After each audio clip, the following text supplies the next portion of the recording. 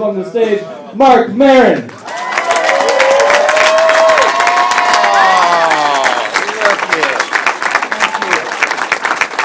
Thank you. Keep it going for Corey and Jane there. Oh, fuck yeah. Oh, hell yes. Look at you freaks. Nice to see you. I have the notebook. I will not look at the notebook. I just like knowing it's there. I have shit I wrote in it, and I like it close. Can I look at the notebook? I also carry this notebook, which is smaller, and it has a different function. This notebook is the impulsive notebook. This is the notebook when I go, fuck, I gotta write that down now! I write it in here. And then if I can read it, it'll make it over to the yellow notebook. I'm just sharing my process with you. And then, if I can read it out of the yellow notebook, I'll go ahead and type it up on a piece of paper like this, and then I'll make notes around the edges that I can't fucking read. This is the creative cycle of self-sabotage. Welcome to what I do. Let's try to read from the impulsive notebook, just for shits and giggles. I've never said that in my life.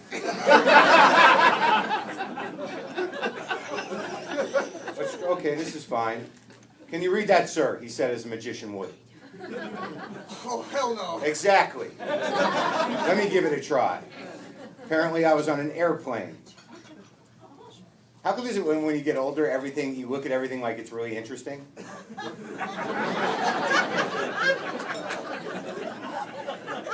Let's give it a try. There was a baby on the plane that was crying at such an irritating pitch. If I met her as an adult, I would still resent her.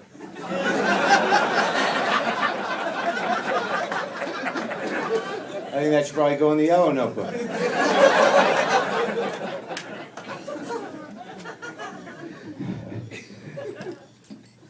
You guys are fucking me up here. You're alone and you're alone? You're both alone? Yeah, okay, all right. I'm glad you came out, man. You I'm not sure about. All right, you brought me something? No. Fuck no. Oh, fuck no. So what are you It's gonna actually, hold up? Oh, let's not bring that up now. Okay. Freak. I'm glad you're here. I've had an irritating day. All right, I'm having bad luck with fucking planes. All right, and Delta can go fuck themselves. And today wasn't even Delta. And the weird thing is I know in my heart that I have no control over what's happening. When you're on a plane and things are going on, you can sit there and you can seethe and you can go fuck, but it's not going to do anything but irritate the person next to you, which I did. Literally, a woman I didn't know, I got her so aggravated and weirded out to the point where she put her arm on me and said, "It'll be okay." I was that guy on the plane. Like every time the pilot would come on, I'd be like, "Oh, fuck! You gotta be fucking kidding me!" Like audibly, I was doing that. This is bullshit! Like we're stuck at the fucking gate. Alright, we're stuck at the fucking gate. And they're like, we're planning on, it's 11. Like, we're gonna try for 12. So now it's like 11:10, and they get on and says, if anyone would like to deboard the plane. I'm like, why are you letting them fucking get off? Because then we're gonna have to wait for these fucking idiots to get back on. Out loud, I said that.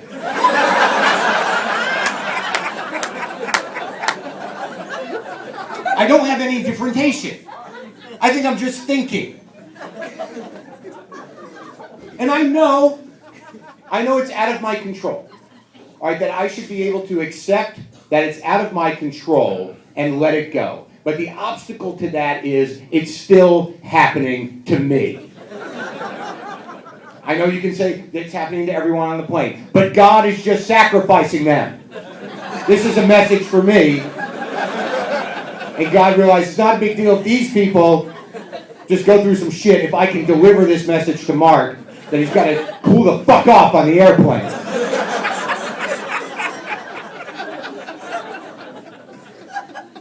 Now, the fucked up thing about that whole story is I don't even believe in God!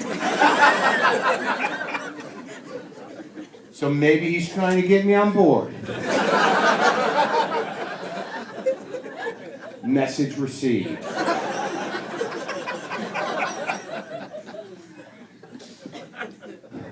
I'm glad you're here, too. I get a lot of this, man. I go to every club I go to now, like the owner always says, dude, we sold a lot of tickets, but we have never sold more single tickets. And I take that as flattering, you know what I mean? Because a lot of you come in groups, you come with people that love you, somehow you fooled them into doing that. But these guys are warriors because they have no friends. Right? No.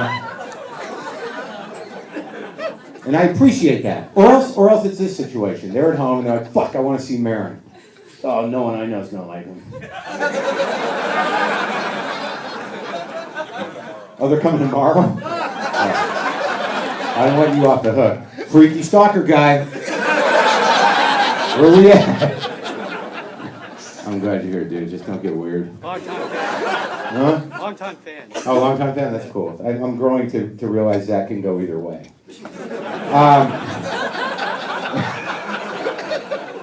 That's a flattering thing, if not said before. I have all your albums gone. You understand that? What? You actually gave me your albums. I gave you my albums? Yeah, You must have been really irritating me. I'm like, holy fuck, this guy's annoying and frightening. Just take him. Just take him, dude. Was it like that? Kind of.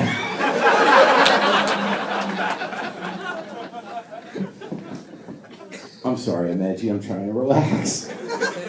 Because there's a problem that I'm having right now, and that is, like, okay, I'm going to be honest with you. Right now, I've got a 21 milligram patch on. I've got a 14 milligram patch on. And I was so fucked up and talking about it in the back of the room, some dude gave me a piece of nicotine gum. That's where I'm at. I've got 21, 14, 4 in the mouth, and I'm still fucking aggravated. And the sad thing is, I quit smoking cigarettes 11 years ago. I'm on these shit to get off the goddamn lozenges. But I don't want to stop doing nicotine. Why can't they make it fun and safe? And don't judge me. I feel bad for you people that have never been addicted to anything. Because you're the real losers. Because you don't know what it's like to really want something. And get it.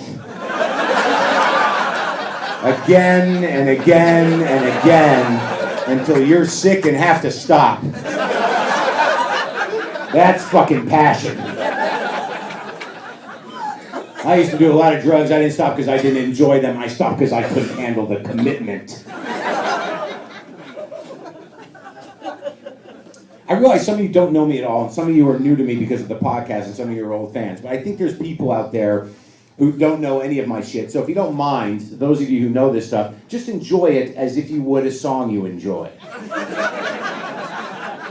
I'm not going to say which bits they are because I am, of course, making this all up as I go. And, but, you know, I might do some oldies because I think people deserve it. I don't even know, like, you see what I just did? Whatever I just did in that 45 seconds explaining that, I didn't have to do that at all. That's because I'm fucked up in the head. Things are going well for me, and that's a fucking problem. I don't know who you are, but when things are going well for me, that means there's a voice in my head saying, you're gonna fuck it up. You're gonna fuck it up. Over and over and over again. And I really just wish that voice was louder than the voice saying, let's fuck it up! Come on, pussy, what happened to you? Fuck it up! Get into a fight with your girlfriend. Fucked up your career. Start drinking again. What are you, afraid, pussy? Have you forgotten what it's like to be on a couch alone with no future, drunk and crying? Have you forgotten what freedom feels like, pussy? So that's going on right now.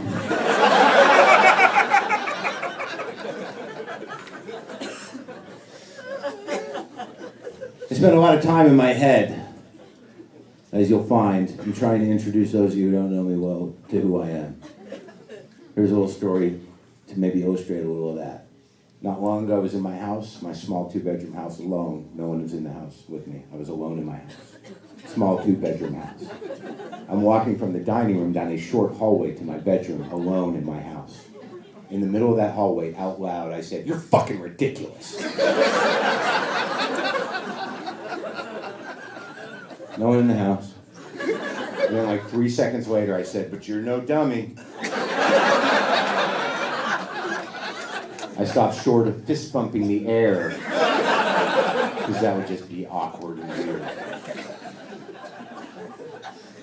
I have long conversations with my cats. Take it in, I've got 3 dog guys, just take it in. Every time I say I have 3 cats, I feel the vacuum of dog guys saying in their heads, "Fucking cats, fag." I will say now, as a means of introduction to something I will flesh out later, that I am a bigger man than you, dog guy. So just hold on to that. And let me get back to my cats. And I'm not a cat guy. I'm a my cat guy. I don't give a shit about your cat. I will pretend to if I come to your house. I'll probably say something like, "Oh,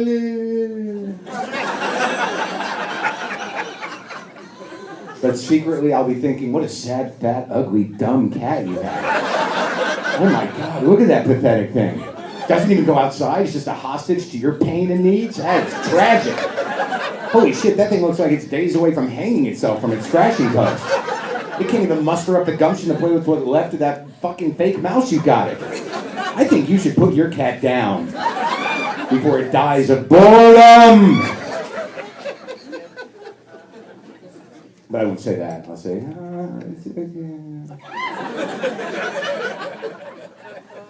So I have long conversations with my cats.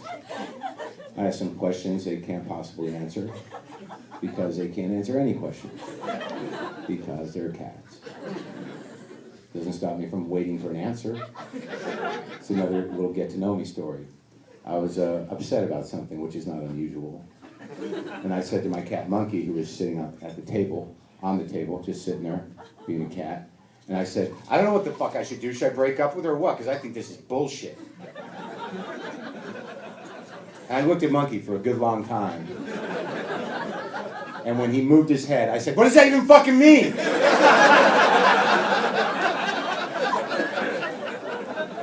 That's the life I live. LaFonda, my cat LaFonda, was on my stomach making muffins. That's a cute cat thing. You want cats to do that. I didn't in that moment. I said, "Oh, I'm fucking fat now," and threw her on the ground.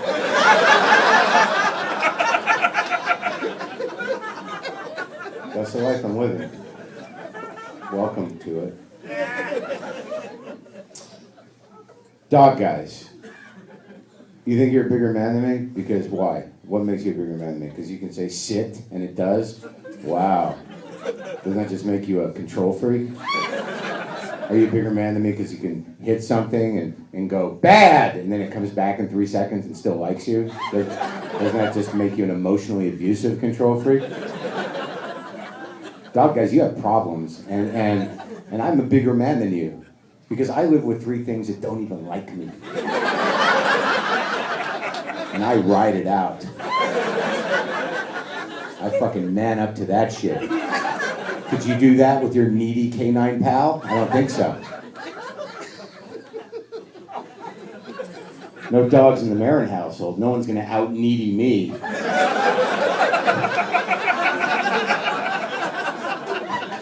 I'll be the one panting and crying in my house, thank you.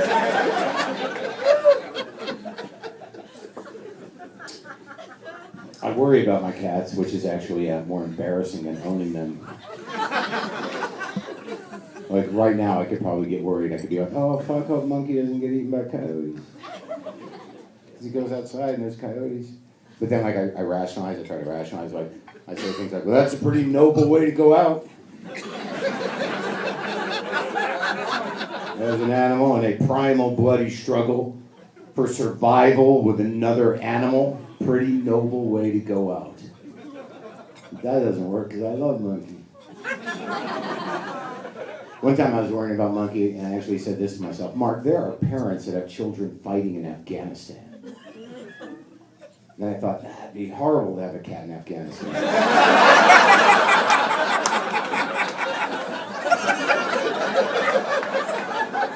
In a poorly armored carrying case, with no kitty flak jacket, and an unending war with an unclear agenda. Oh my God, that would be horrible.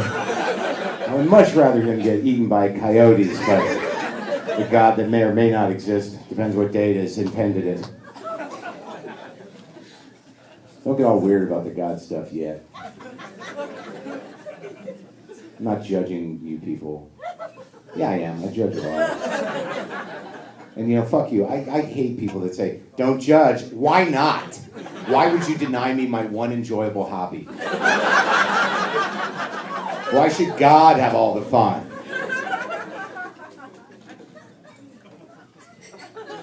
So what I'm trying to say is I'm in my head too much. I'm trying to get out. My friend Patrice, did you watch Patrice's Comedy Central thing the other night? That was good, right? He's a sick, funny fuck.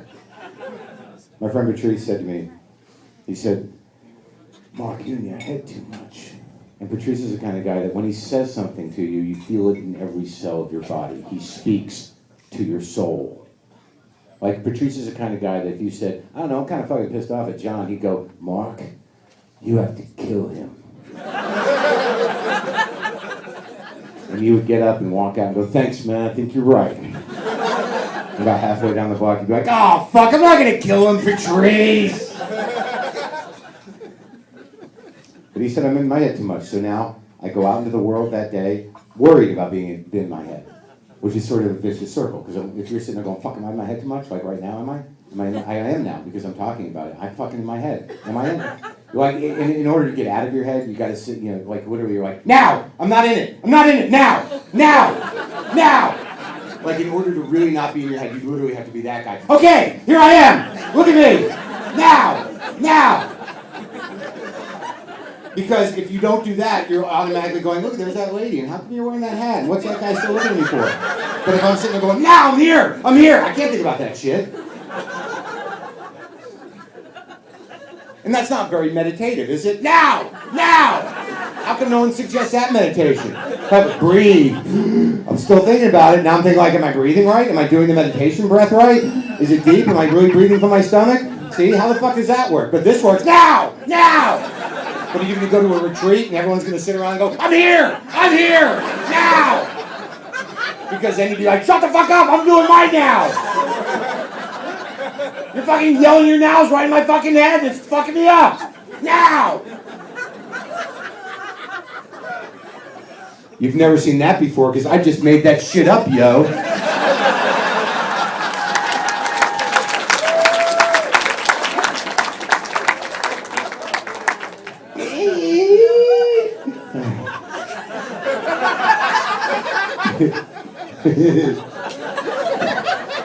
You've got like the classic canned heat look going. Like, you know, it's like very retro. But like I know you're not like a hippie guy. You're more of like a I'm a modern troll. And I mean troll in a good way. I find maybe I should say elfin wizard. People with beards can travel freely through all social groups because they command a sort of respect, you know, because either the beard on a good day could mean like, get the fuck out of my way, I'm a beard! Or, look at me, I'm cuddly and wise, and it hurt nobody. Either way, any social situation you walk into, people just go, there's a bearded man among us. I wonder if he will speak or just share his solace and peace of mind with us.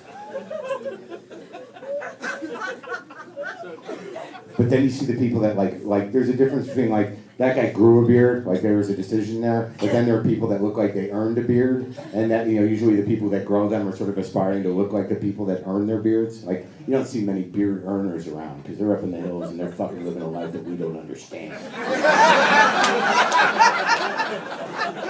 And they don't walk among us because that's a whole different beard vibe. when the truly bearded ones come among us, there's probably a good chance there's something bad happening here. I think that's written somewhere. When the bearded men come from the hills, it is sign number 2 that all things are fucked. Sorry, I had a brain fart in the middle of that riff. Fucked up the timing on that last piece.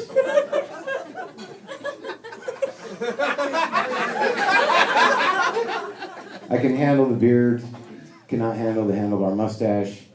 I've talked about this before. I'm on a campaign against them. There's no time for that shit. It always looks stupid and full of effort. I'm sorry if you have one, but rethink it. Because despite whatever you're pulling off, we know that you spend at least 20 minutes a day going,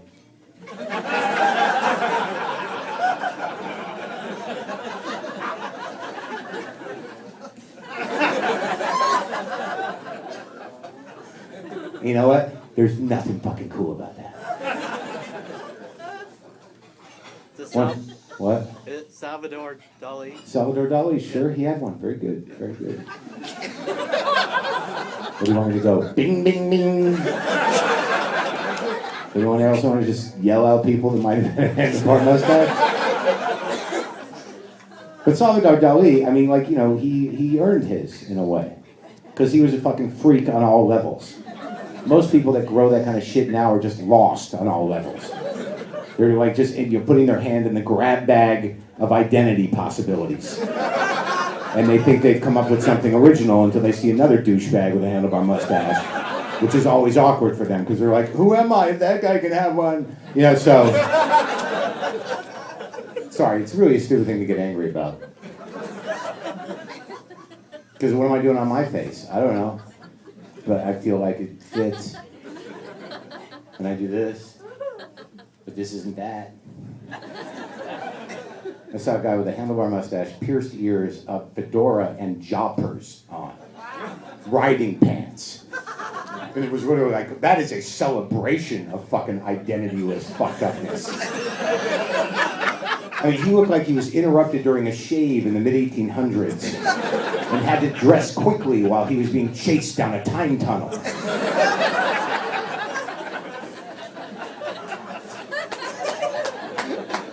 Oh my God, 1845, I can't 1900.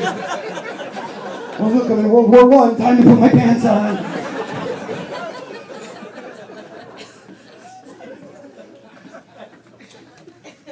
Oh, thank you for that nicotine gum, bro. I think you might have saved the show. I was full of judgment and horror. Like I walked out of the dressing room and I saw a table full of people who I decided didn't like me because they were going, is that him?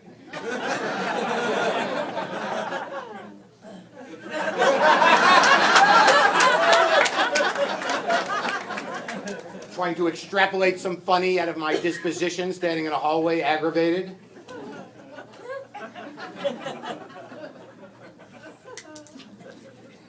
So, my head a bit.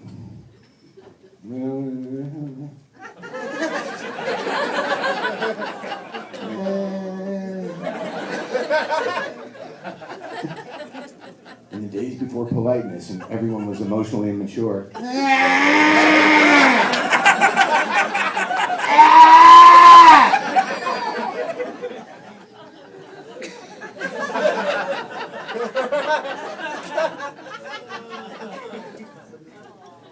No, now we do this. Hey, could a server please get me another Pellegrino? I'd really appreciate it.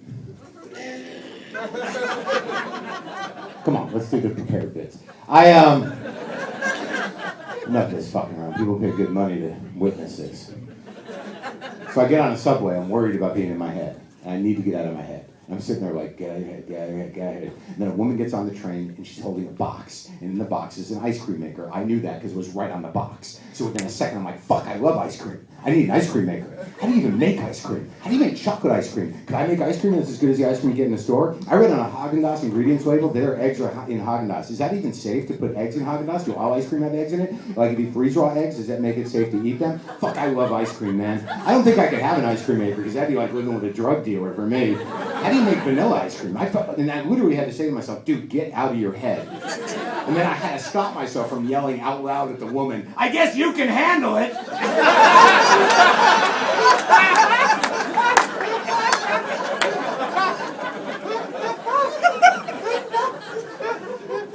That's who I am. That's who I am.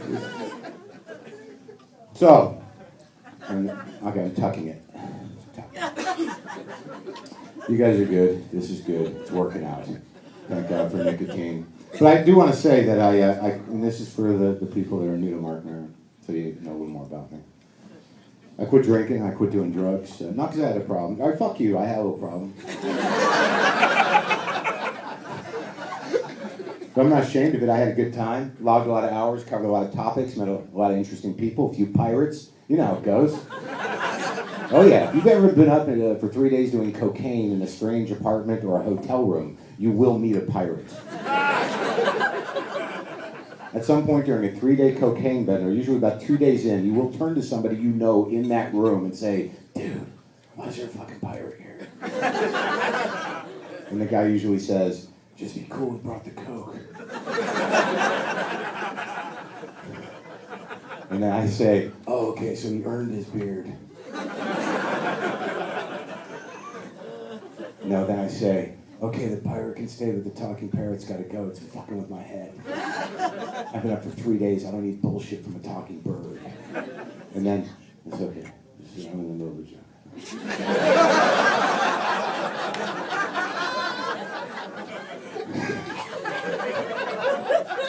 Let's go back to the joke now. I'll do a quick refresher. Okay, the pirate can stay.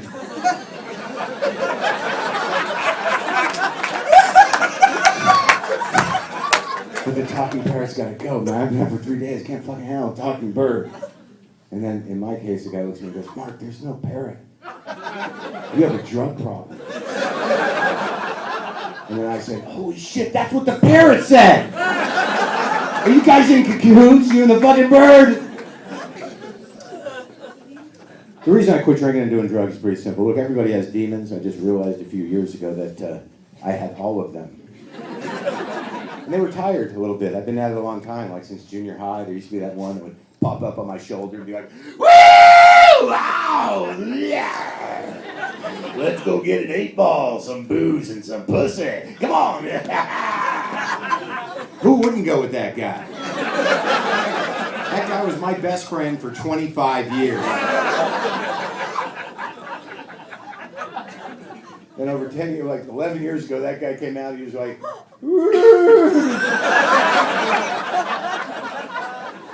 how about some ice cream?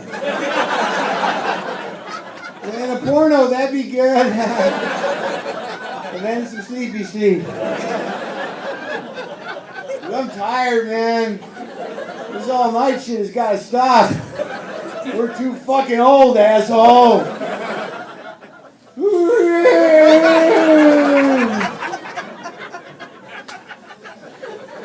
And there's something touching about a sad, tired demon sitting on a couch with a pint of Ben & Jerry's Chunky Monkey, just trying to milk an 8-ball's worth of fun out of a fucking pint of ice cream. Do you know what it's like to have those kind of expectations out of dessert? Tragic. And who would have known when I was 25 years old, sitting over a mountain of cocaine saying, I'm never going to die, man, and I fucking understand everything. That 15 years later, I'd be saying, oh, there's some more chocolate under here. With the same intensity. Chocolate will make it okay right now. Oh, fuck, there's a big piece. I'm good. That's what you get if you're lucky and live through that shit. I always just, I have the heroes, the wrong heroes or the right ones, depending on what school of heroism you come from. All my heroes were always drug addicts. They were my guys, didn't matter. Like Keith Richards, William Burroughs, Hunter S. Thompson, fucking Morrison, whoever, Lenny Bruce. All I thought was like, he's fucked up, man. He's my fucking guy. He lives on the edge, man. I'm gonna fucking live on the edge. And then one day, if you're lucky, and you get old enough, you'll get to the edge and you'll say, fuck, when did they put a mall here? And then you'll say, oh shit, I guess I'll just go into Brookstone and Sit in that chair for a while.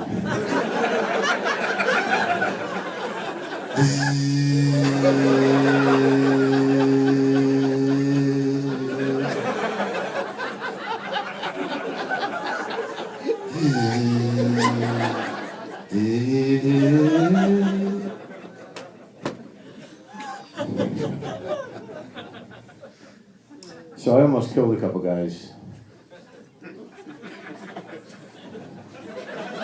A few weeks ago.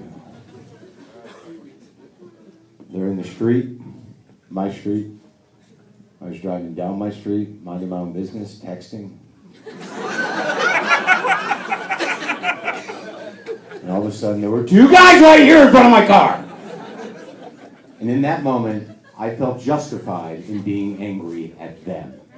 I was literally like, what the fuck? I'm trying to text. That's what the sidewalk's for, I'm texting. I can't stop texting and driving. I can't stop it. I don't know why I do it, but I can't stop it. But I realized recently it is more dangerous than drinking and driving. Yeah. It is, because at least when you're drunk driving, someone is driving the car. When you're texting and driving, no one's driving the car. Have you ever had that moment where you look up and you're like, whoa, what the fuck? How long was my car without a captain? Unskippered, just hurling through space and time without anybody at the controls. How did it do that? And what are you risking your life and the lives of others at that moment to communicate with somebody that's so important? It's never fucking important. You ever look up and slam on your brakes when you're sitting there going, fuck you, man, soy milk is so much... Whoa, fuck!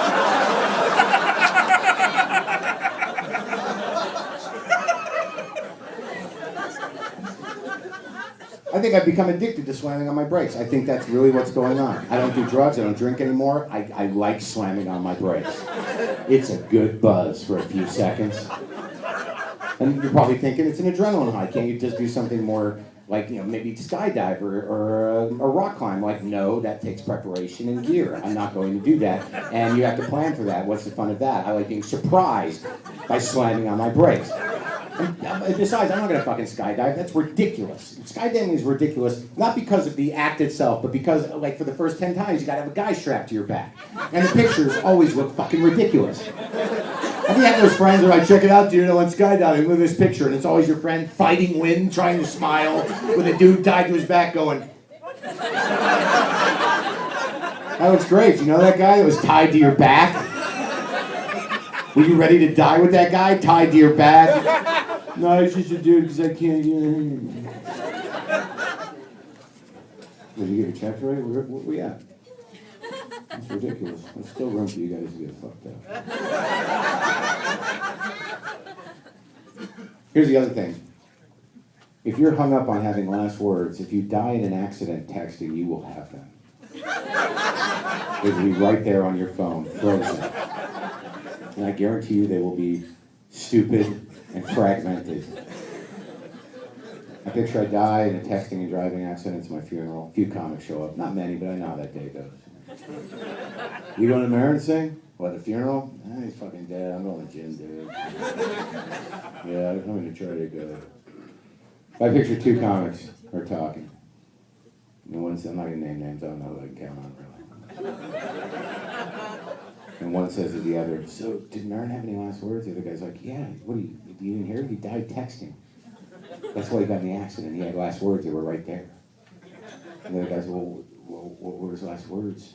And the other guy goes, I think they were, fuck that, L.O.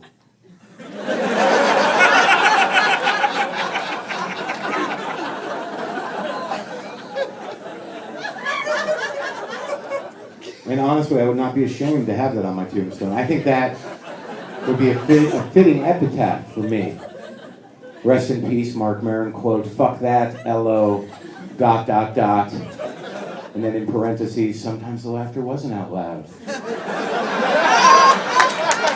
Unquote.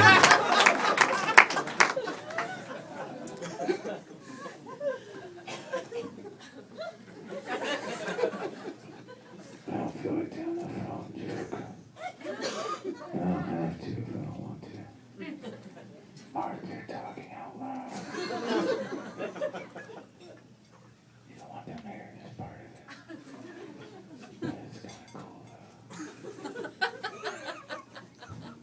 I have a computer just for porn.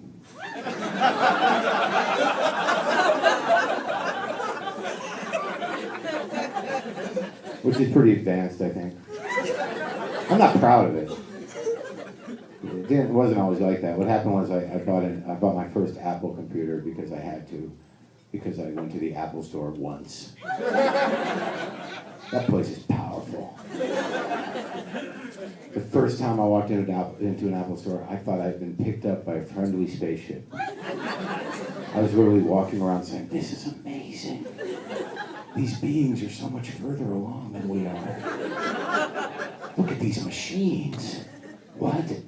We can take them home? And they'll accept human money? Hells yeah."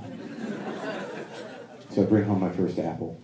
I'm looking at it and bonding with it. I'm thinking, wow, you're so pretty and virginal and nice, clean and smart. I'm not going to dirty up your head with that porno filth. So now I've got this old whore of a PC out in the garage.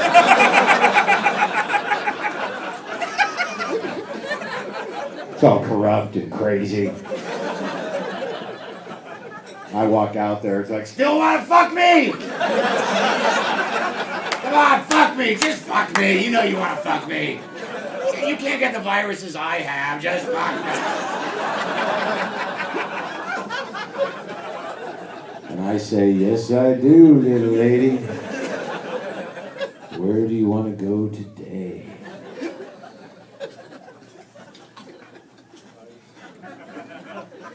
I don't watch a lot of porn. I don't think it's healthy to watch a lot of porn. It's just not. It's not. It'll fuck your head up. It'll re-groove your head to not be able to fuck regular. Now, granted, a lot of people who watch a lot of porn are not fucking regular anyway. But they're retarding their ability to fuck regular at a future date. I'm not saying anything against porn. I use it occasionally. But I prefer to look at it that way. I use porn because I know that's what it is. It's like a fucking drug. You shouldn't be celebrating, the use of porn. You shouldn't enter porn with this sort of attitude.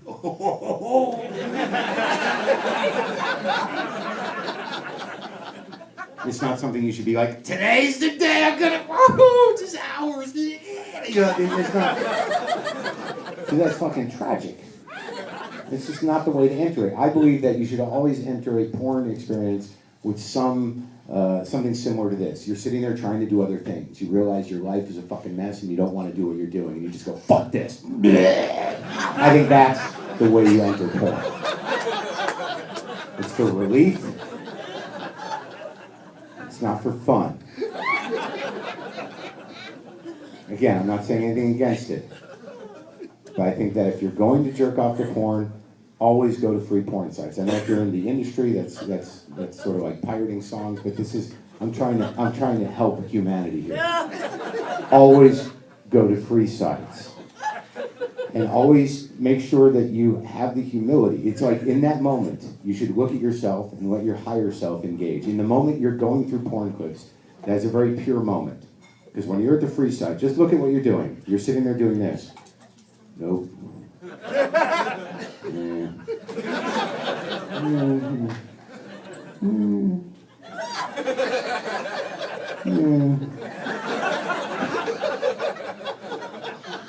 And at that point, you should let your higher self rise out of you. Yeah, and look down and go, "Look at you! You're like a rodent! Hitting a button for a pleasure reward, you sad fuck! You should be ashamed of yourself! You're a human being! Look at you!" Just let your higher self talk to you like that. And don't be afraid to go, "Shut the fuck up, I'm doing this now, you asshole!" But acknowledge the higher self and realize that he's there. Just to keep your shit in check. So you don't end up with a normal woman going, "Just shut up and let me hold your head." Alright? That's all.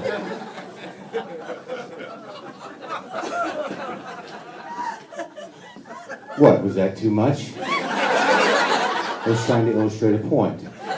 And again, if you behave that way, and you don't like porn, and the woman you're with is into that, then that's fine. It was to explore a point. It's not up to me what you do in your sick worlds. Everybody has those frightening moments where you're like, I can't believe I said that. I'm sorry. Thank you. That was a real laugh at a moment where there was supposed to be one. And you were the only one that had the courage to not stifle it like all these other people who are like, I'm going to distance myself from this joke because it just seems a little morally dubious to me. You don't have that filter because the joke hit you so deeply that you were able to experience the funny where all these other self-centering fuckheads decided to fucking bail ship and go, this guy's just not right. You and I transcended good and evil into a Nietzschean place. I like when one person laughs in a room full of 170. Because that means 169 people are saying, what the fuck is she laughing at? And oddly, that's how religions start.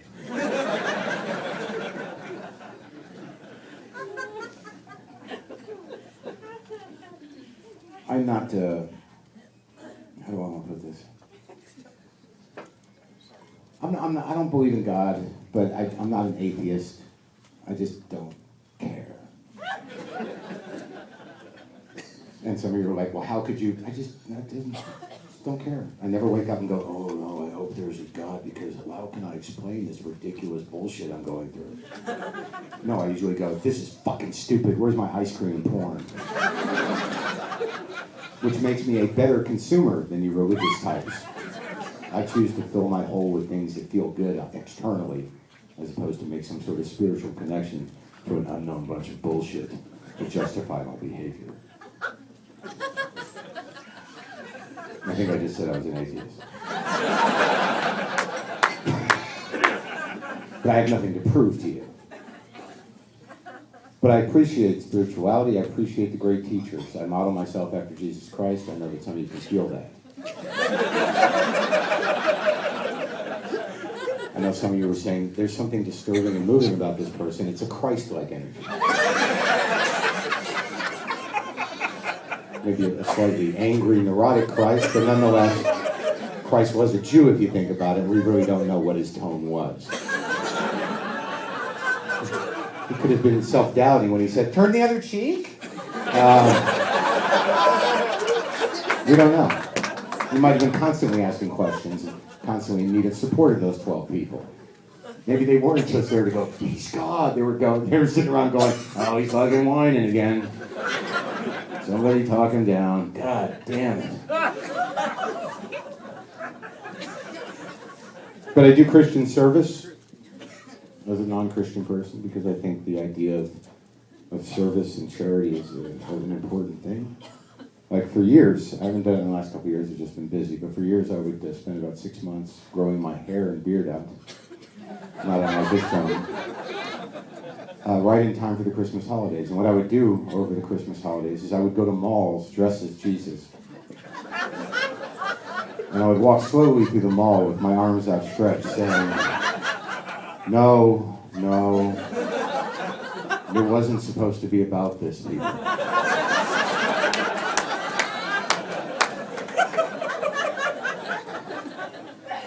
And if there was a Santa at the mall, I would generally walk right up to him and I'd say, listen, fat man, you're just a clown at my birthday party. Don't get cocky. I would do that for people. And if you're Christian, that's tremendous. Good for you. If you're an annoying, judgmental, fucked up Christian, I don't enjoy you. Draining, it's tedious, makes me resentful. It doesn't have the effect that you're desiring. Theoretically, if you're a good Christian, people shouldn't be going, now shut the fuck up.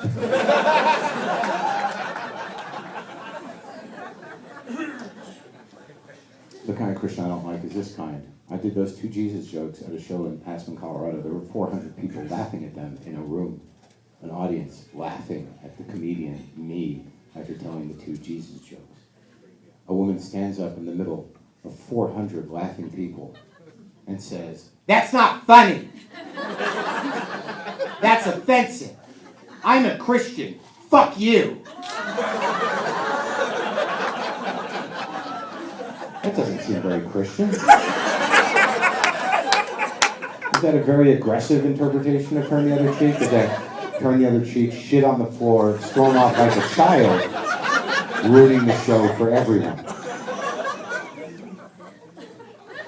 I didn't like her.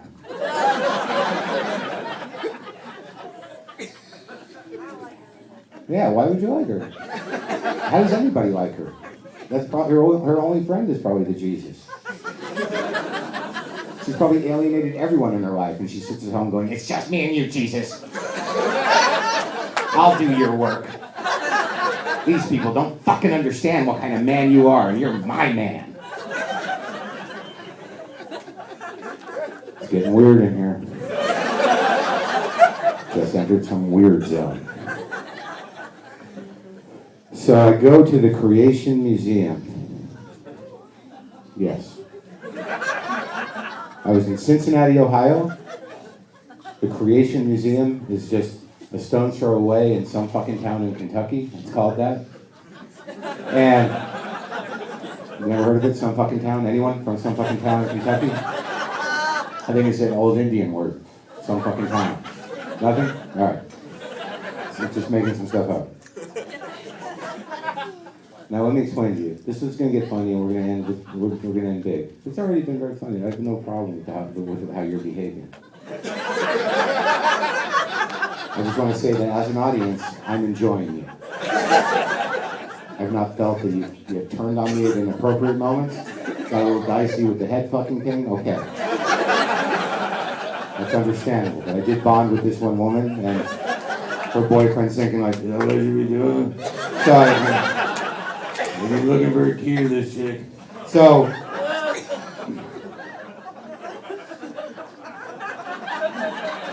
you stayed on board for the Christian material, and it only gets easier from here. Because this is not about Christianity. This is about creationism, which is fucking retarded. Now, and I don't want to judge, but I can. Because, see, when people say don't judge, that means, do I have to then just let stupidity and ignorance go? That's what Jesus would do. Are you sure? I don't think he would do that. And I don't think you're in any position to speak for Jesus. Because you seem stupid and ignorant. Now wait a minute. No, you wait a minute. Shut the fuck up. I'm making up somebody right now. Did you see him before you? All right. Listen, stay with me, people. I know it's a big day for you or whatever, the group. This is not going to be an experience. Like, if you don't like me, you'll at least leave going, "Yeah, I don't fucking know what he's talking about." I mean, it's interesting. I mean, like, it was interesting, but I don't know if I followed him. Or perhaps like, I didn't think it was funny. And that happens. You can't be funny to everybody. Everybody can't like you. If everybody likes you, what kind of spineless shit are you? Do you know what I mean? If you don't have at least 2 people out in the world saying this about you, I know that guy, he's a fucking asshole. You don't have them out there on the peripheries of your life, you really haven't made an impact. See that's the proud laughter and mild applause of assholes having a proud moment. Everyone who didn't laugh at that, victims of assholes. See, that's a sadder, more repressed laugh. Oh, sorry, honey, you said it. I didn't want to. It's this strange, repressed laugh of codependency.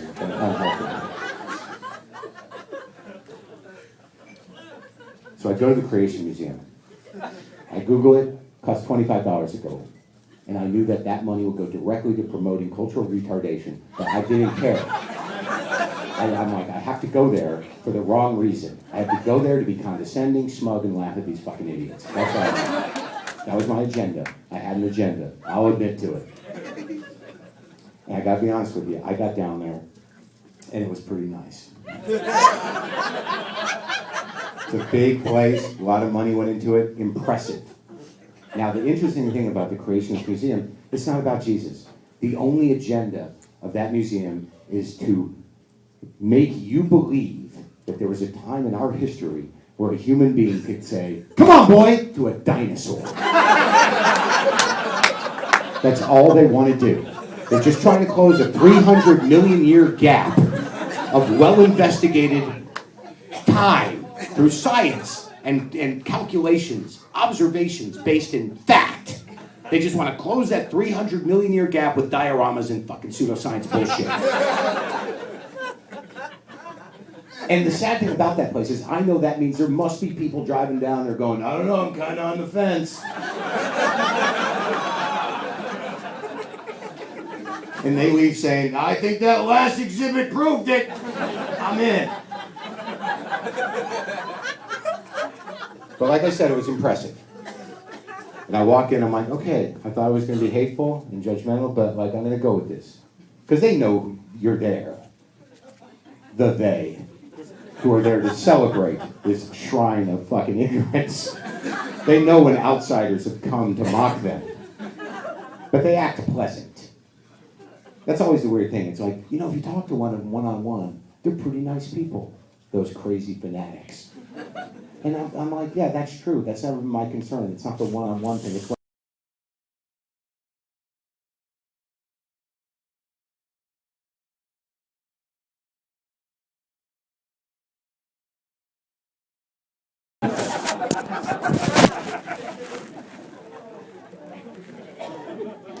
the one thing I noticed right when I walked into the Crazy Museum was that there were children there, and I thought that was horrendous. I'm like, where's Child Protective Services? If this isn't someone, they all come to get me. That's the day I'm worried about. Where I'm saying, let me the fuck go! Come on, dude, I was just talking to you. Go fucking tell them, fuck you! Get in the car, Jew! Yeah, that's my